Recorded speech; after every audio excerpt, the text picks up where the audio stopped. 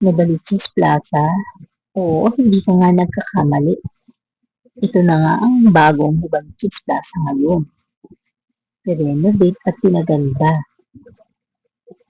Nilagyan nila ng ilaw ito tuwing gabi. At may taas nga ito, park.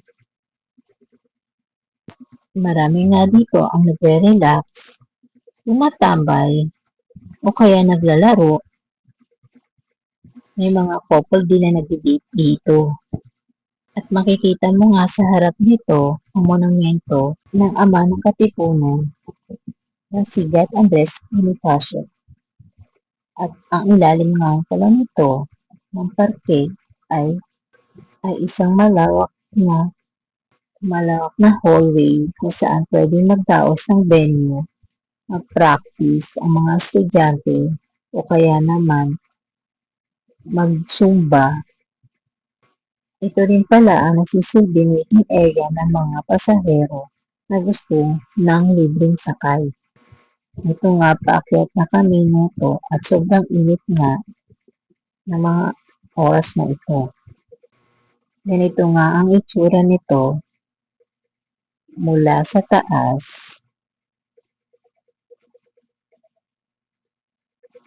Marami nga pala ditong bench, pwede kang maupo. At yan nga ang napakalawak na grass kung saan pwede kayong maglaro. Yan, may mga nagaan din, nagbabadminton. Yung sa aking likuran. Pero mamaya-maya pa sila magawa. Open park nga pala ito sa taas. Kaya wala ditong nasisilungan kapag mainit ang araw.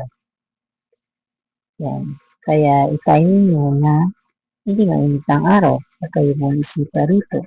Yan, maraming bench ba na pwede nyo upuan sa taas. Pwede kayo mag-practice nito. Ayan, naglalaro na sila. Well, ayan, pababa na kami yan. At ipapakita ko nga sa inyo yung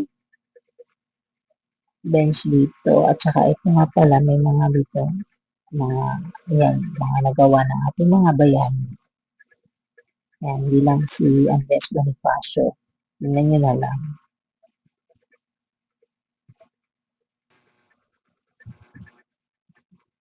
At ito nga, yan yung pinakailalim ng parke.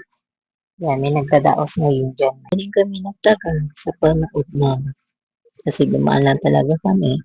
At ito na nga yung pinakataas kung saan nga pinakaharap ng plasang ito. Ay malapit na nga matapos ang aking pagbibideo. Maaari bang makahingi ng like and share and follow